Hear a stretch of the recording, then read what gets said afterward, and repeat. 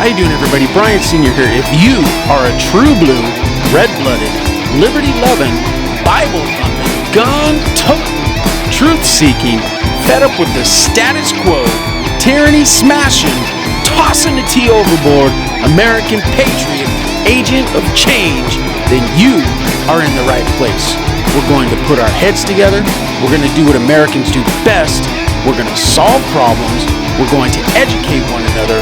We're going to encourage one another as we lift up our families, our friends, our neighbors, and our country. The American dream lives here. How you doing, everybody? I am back in the editing facility here, and I'm doing some editing on some stuff. I have a really cool episode today. This is a lady named Harriette Reid, and she gave a presentation at the SoCal Liberty Summit that was a few months back, summertime. It's been a little while since I recorded this, but I'm going through the archives trying to find some good stuff to put out there. This is really good stuff. She gets into the critical race theory. She was a former HR person, as well as I believe she was a teacher, but I'm not sure. Don't quote me on that. But she worked inside that world for quite a few years. She just retired last year. So she goes into depth about what has been going on with the critical race theory, how they've been abusing children with over-sexualizing the kids at a young age. And it's just terrible, all the things they're doing in the public schools. And then at the end, she kind of goes into some solutions. And one of the big solutions that's coming up is the school choice initiative here in California. And that is a huge deal. The petitions are being circulated right now. So if you're out there at the store, Target, Walmart, maybe at a gun show, I know they went to a gun show last weekend here in San Bernardino County. So look for that school choice initiative petition signing area. It's going to be maybe an Easy Up or a table or something outside of a grocery store, or like I said, Target, Walmart, whatever. Check it out. This is a good thing. $14,000 per student that the parent can spend anywhere they want. I got a whole nother episode on that with Doug Hauser, where he just lays it out in pretty good detail there. I'm going to have some more interviews with some people involved with that coming up. But for now, Harriette Reid, she does a great job laying out what's going on in our schools, how to fight it. She talks about her background a little bit, where she came from, where her parents came from, and how they overcame the barriers in front of them. Not because they got special handouts, but because they were quality individuals that made good choices. Smart people making smart choices end up in good places. In this country, it doesn't matter what your race, religion, creed, or sexual orientation is. If you put your mind to it, you can do anything in this country. And yes, there are barriers for everyone. Some people have more barriers than others. But the biggest barrier that each and every one of us have are the barriers we put in front of ourselves. So anyway, she goes into great detail about a lot of this stuff, really into the critical race theory, kind of educates us on what's going on here, at least in the Southern California area. But this is a nationwide thing. So anyway, without further ado, this is Harriette Reid in her presentation at the Southern California Liberty Summit back in, I believe it was September of 2021. Brian Sr., Political Truths, 832. I am out. Hello, and thank you so much for having me here today. I was invited to speak about critical race theory, and some of you may have already heard about critical race theory. I sure hope you have. And school choice. Yeah, and school choice, yes. Critical race theory is one of these things that it's everywhere, you guys. I'm pretty sure you know that.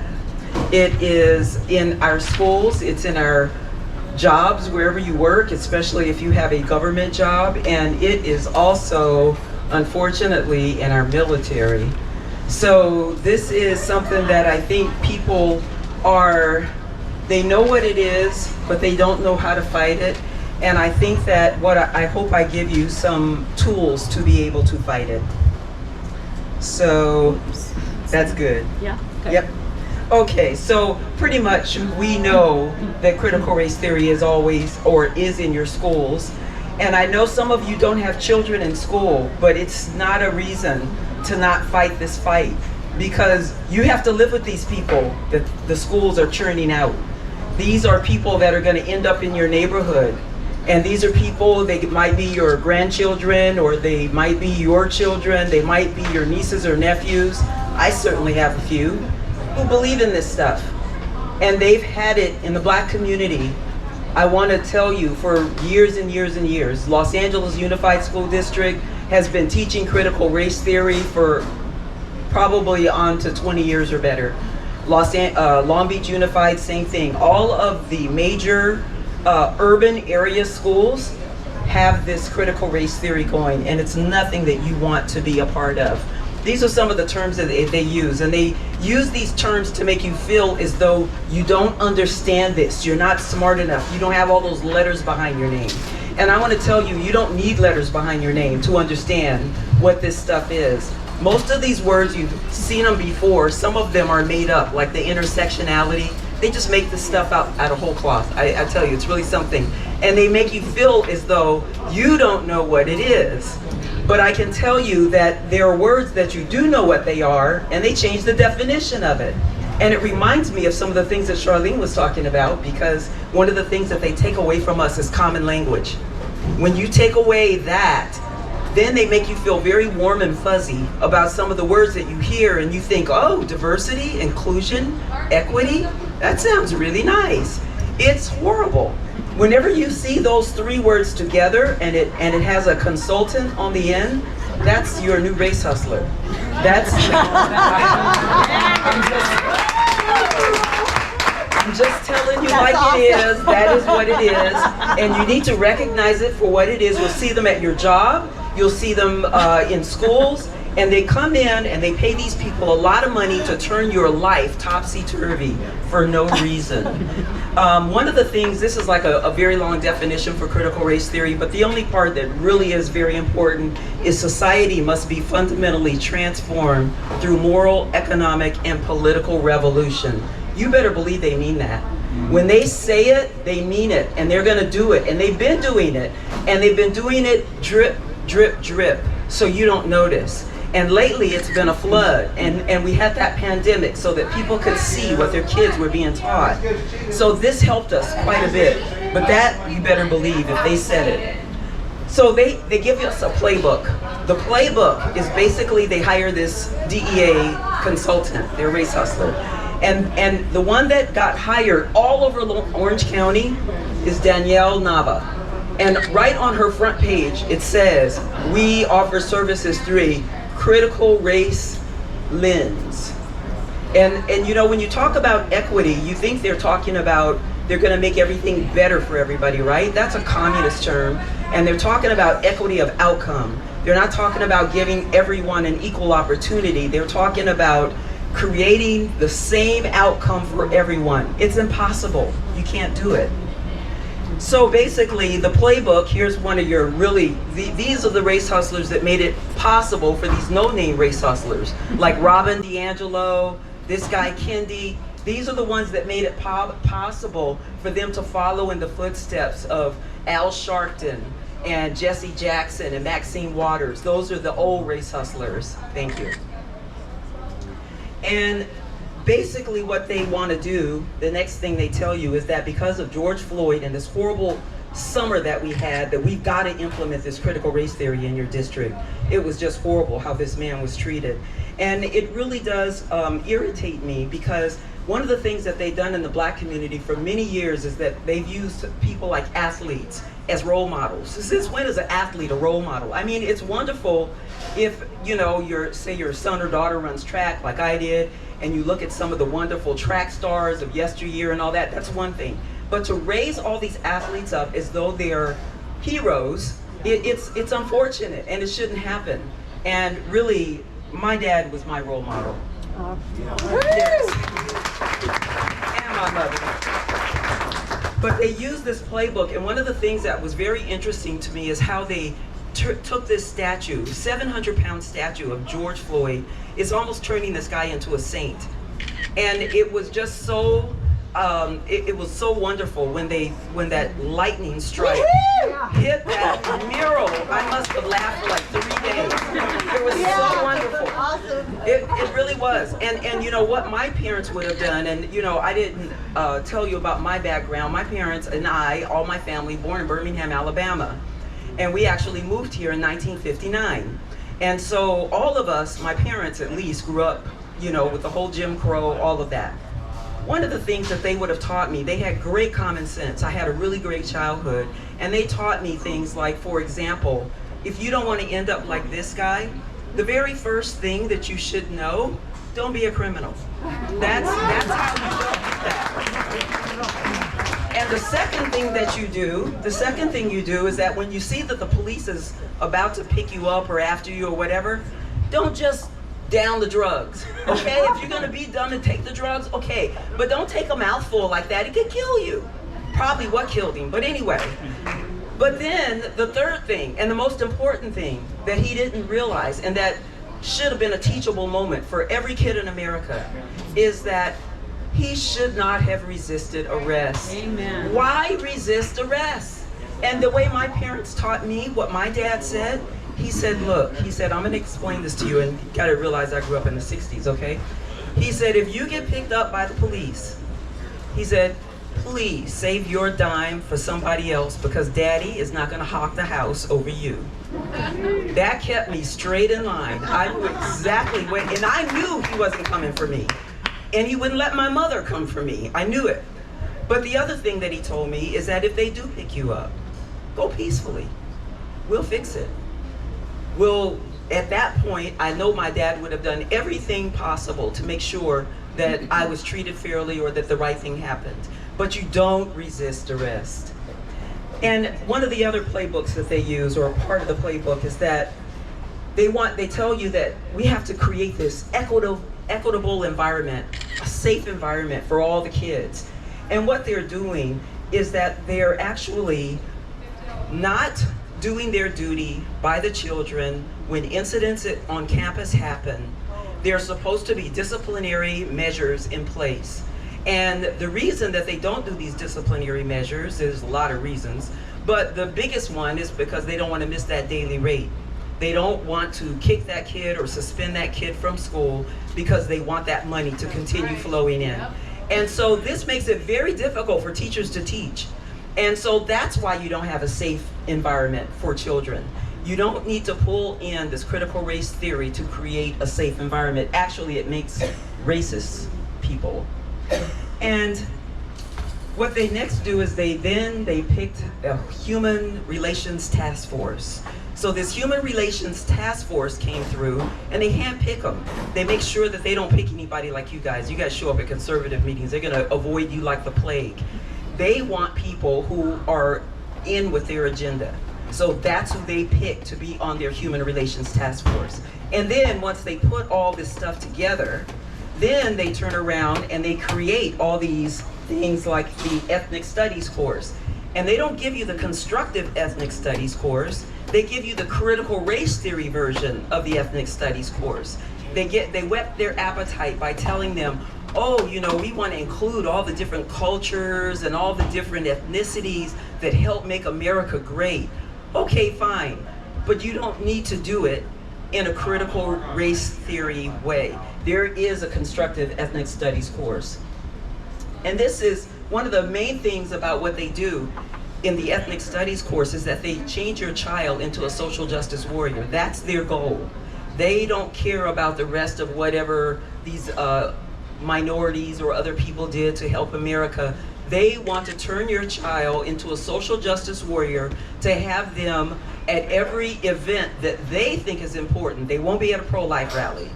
They will be any place where BLM or any of these other types of groups meet. This is the type of thing that they are trying to encourage your child to do. And I don't have a problem with teachers having, being activists. They just shouldn't be doing it with our children. They should do that on their own time, on their own dime. Yeah. So then what they do, they round out the curriculum with the social justice standards. Now these social justice standards were put together by the Southern Poverty Law Center. And if you know anything about them, they are the people who have these hate maps. I know that's hard to read, but they have these hate maps. These are some of the groups that end up on the hate maps. These might be groups that you have done business with or been a part of. So here's this child sitting in a classroom with learning their social justice standards, and they could be a part of one of these groups that this Southern Poverty Law Center put on their hate maps. I think it's just crazy that they would actually do this. It's really against Christians.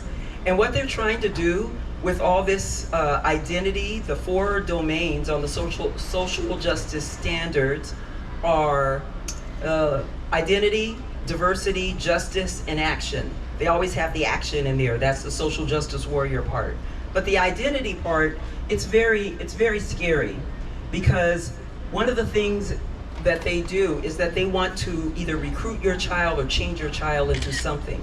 So part of the social justice standards put out by the Southern Poverty Law Center includes a lot of LGBTQ plus, whatever it is. And a lot of promiscuity. I'm telling you, it's really very, very bad.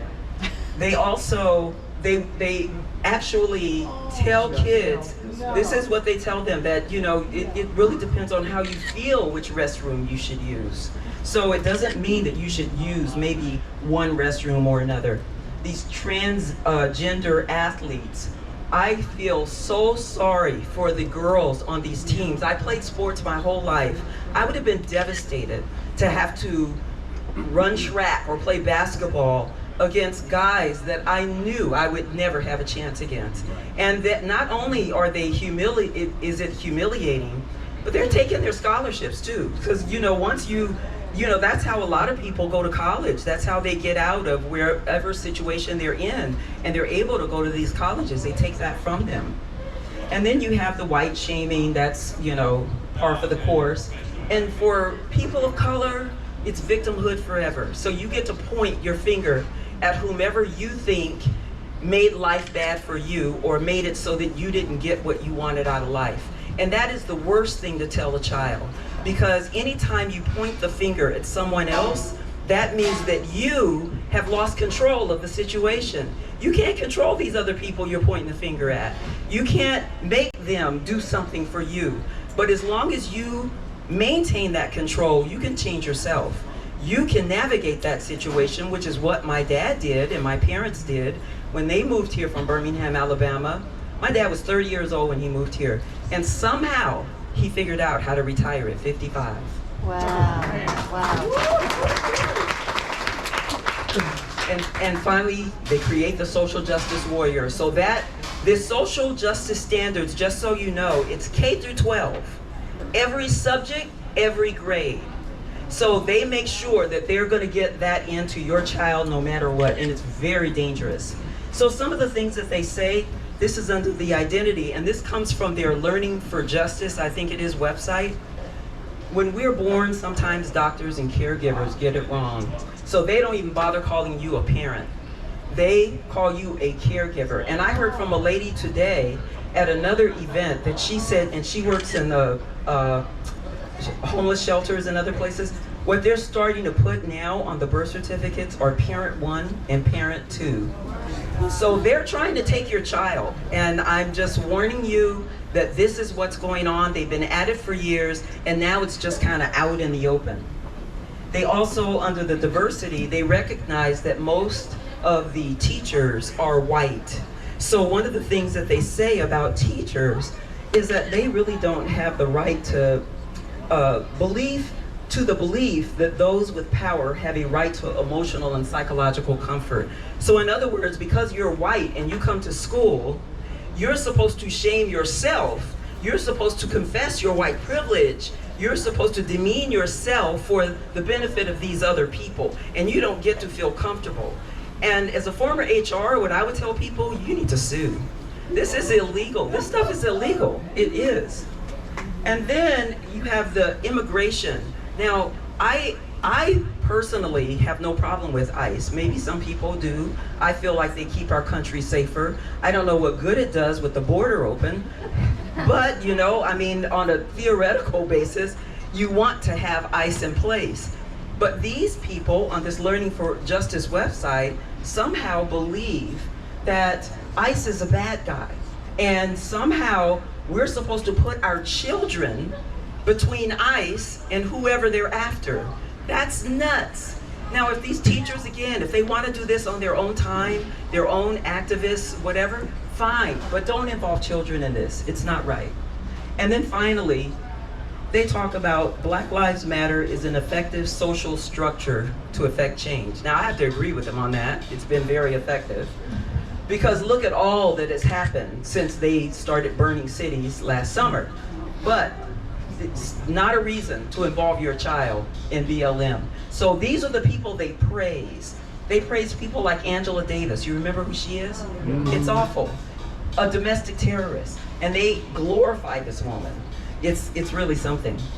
So basically, what I wanted to show you here, these are a few screenshots of library books. You can't even drop your child off at the library anymore. You better watch everything they see, because this might pop up. And if you can't read it, it says, when do you wear clothes and when is it okay to be naked? What are some things you like about being naked? Oh yeah, these are in library books. A teacher sued in Ludlow, Massachusetts to have these things removed, and it's been a hot mess, but this is one of them. Here's another. This says, what are some of the ways you like to be touched? These are library books for children. Children. Here's another that teaches about masturbation. So these are the kind of things that if you drop your child or your grandchild off at the library, this is what they might see. This is really disgusting stuff. And unfortunately, this is how the school district justifies it. They say that materials that will enrich and support the curriculum, taking into consideration the varied interest, abilities, and maturity levels of the students served. So they answered it and said, oh, we think it's fine. We think it's age appropriate. You know, they think it's fine. I don't want this in my child's library, period. I don't even have kids, but if I did, I would keep them away from this stuff. Anyway, so basically what they do when you start to push back, they start to tell you it's not critical race theory. We aren't teaching critical race theory. This is just a lie that they tell. And this is all over Orange County. I'm telling you, I've been to Fullerton, Tustin, San Juan Capistrano. I've been to many school districts, and they're all using the same line. And they also tell you that the ethnic studies course, it's just an elective. Don't be so worried. Well, guess what? The state just voted. They're in the process of waiting for somebody to sign into law for this ethnic studies course, the model ethnic studies course that was put together by the state to make it a mandatory graduation requirement. So while they're busy telling you that it's an elective, don't believe them, because it won't be soon. And then they also tell you that, oh, you know what, it's not critical race theory, you're misguided. It's culturally responsive instruction, or culturally responsive teaching, or culturally responsive pedagogy. All of these wonderful sounding names, it really doesn't mean anything, and I've never had anybody to be able to explain to me why my culture has anything to do with how I learn. It has nothing to do with it. Only thing you need to do, or at least to know about me, to teach me something, my name, it's Harriet. That's it. You don't need to know anything else. So the fact that they dig and dig and dig, they're digging for a different reason. And you need to start waking up to this and start actually opening up your eyes to exactly what it is they're trying to do, because they really are coming for your child. They think that they're the parent and you're the caregiver. Also, they talk about the Learning for Justice website. What they did in Los Al was that they stripped off the pages that had the website on there, because we kept hammering on it and saying, this is bad, this is bad, this is bad. So they just stripped it off and said, oh, we aren't really teaching from that. But when I specifically asked the superintendent, will you forbid teachers to use that website? He said no. At least he didn't lie about that part. And then they tell you that there's harassment on both sides. So like when we go to board meetings, we have this really big board meeting back in April. A lot of people showed up. There were hundreds of people there, and they sicked BLM and Antifa on us. So it was a hot mess, and when we complained about it, that's what they said, there's violence on both sides, because us MAGA wearing hat people are really violent. You know that from January 6th, right? I mean, we're really very violent people. And then they tell us that there were so many racist incidents occurring in the school until we had to do this. That's why we had to implement this stuff. So again, we go back to the same issue. You need to do your job. You need to do, if a child needs to be suspended, they should be suspended. How am I doing on time? I'm okay. Okay. So critical race theory, this is how Los Alamitos set everything up. They put together the Human Relations Council and so on and so forth. But it all, the Danielle Nava, the consultant that they use, she has right on her website about how she sees everything through a critical race lens. That's why they didn't like this slide that I did, because I put it at the top, because I felt that it really just bleeds into everything that they do. And one of the most dangerous parts, we've talked about the first two, the ethnic studies and the social justice standards, but the human relations and the professional development, that involves the classified staff and the teachers. And it's very dangerous when you start pounding this into their head as well, because what you get from that, you get something like this. This is what happened when some black parents were viewing their child's curriculum or the interaction with their teachers on the Zoom, right? And they didn't like it, and they felt that they were getting the substandard teachers, and that they were getting probably what they call the bottom of the barrel, right? And they probably were, but that's what happens when you implement things like affirmative action. You graduate people who didn't have a grasp of the subject matter. I've never believed in affirmative action. And it also makes people look at me like, are you capable? Are you qualified? Or did they just pass you through? So it's very irritating to me, but when they do that, and then you put that person that you've graduated into a school, and you pair them with children who already probably have issues, no, you're not gonna get a good result.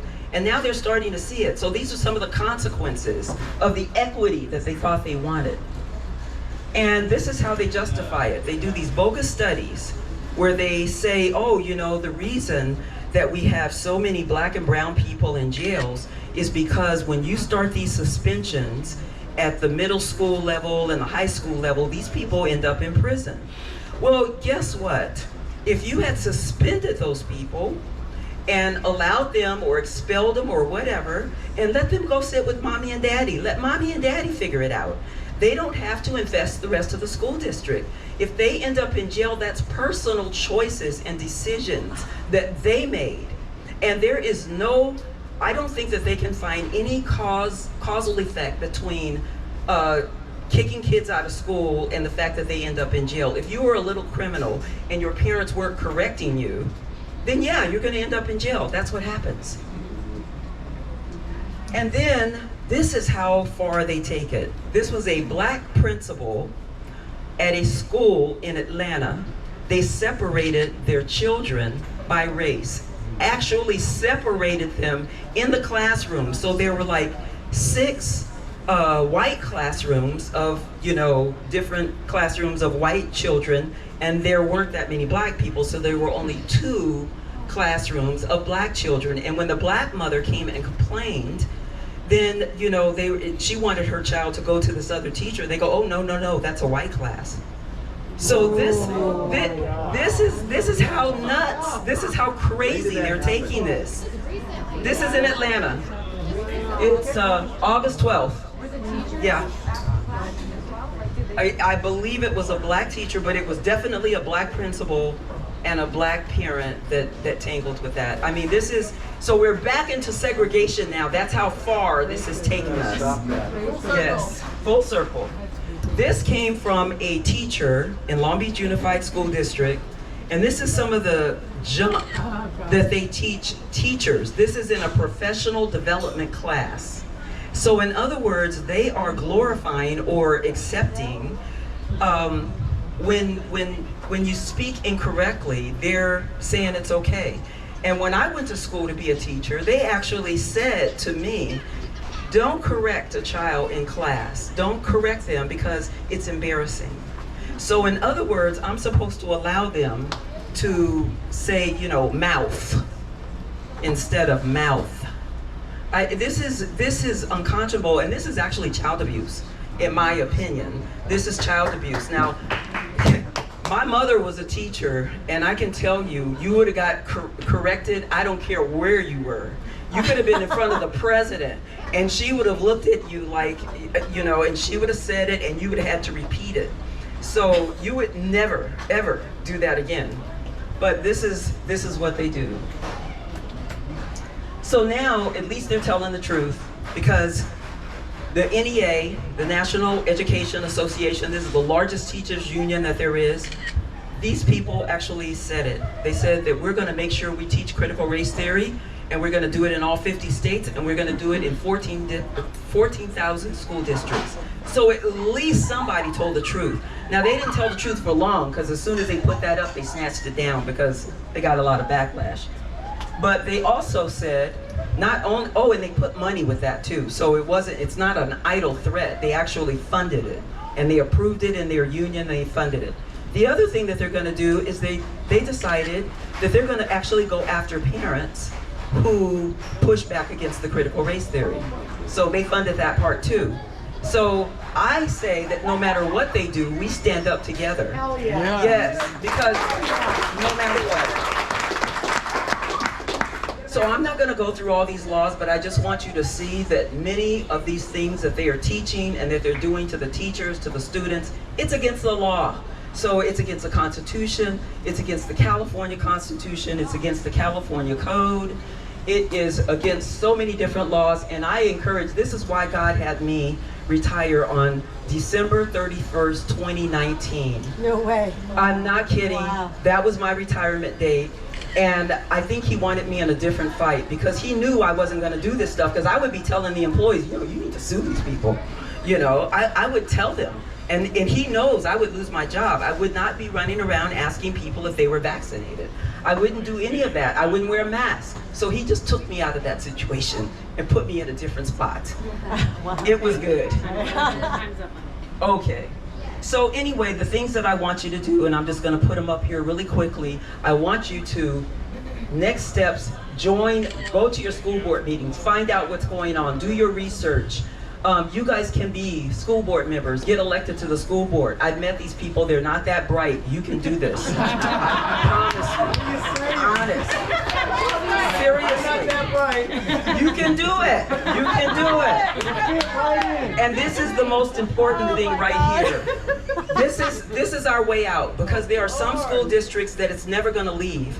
And the way we get rid of it is California school choice. Yes. This will give every student an education savings account. It will be in their account until they're 30 years old. There's no new taxes. It comes out of the Prop 98 money. They just divide it by how many students are in California. They allow that, again, to be used after high school at any accredited college or vocational school or anything that child desires. And by leaving it there until they're 30, it really allows them to go out and do a little dabbling in the world, and then you can go back and say, ooh, I think I need that, and go back to college if they want to. So this is a really good thing. And what it also does, it gets rid of the union.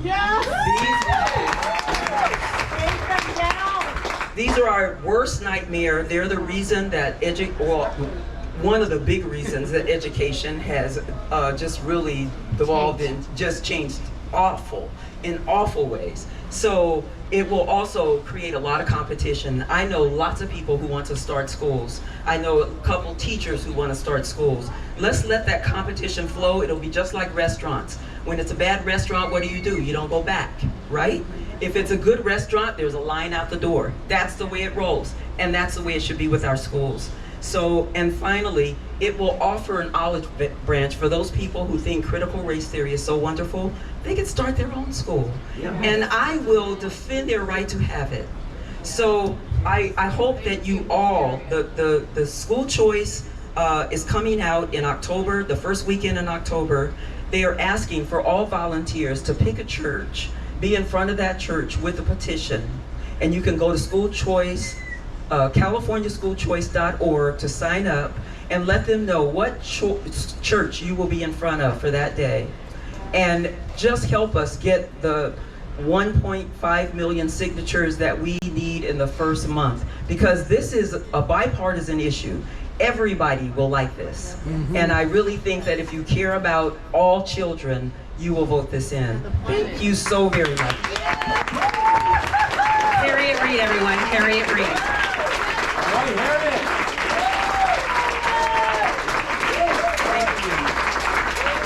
Isn't she great?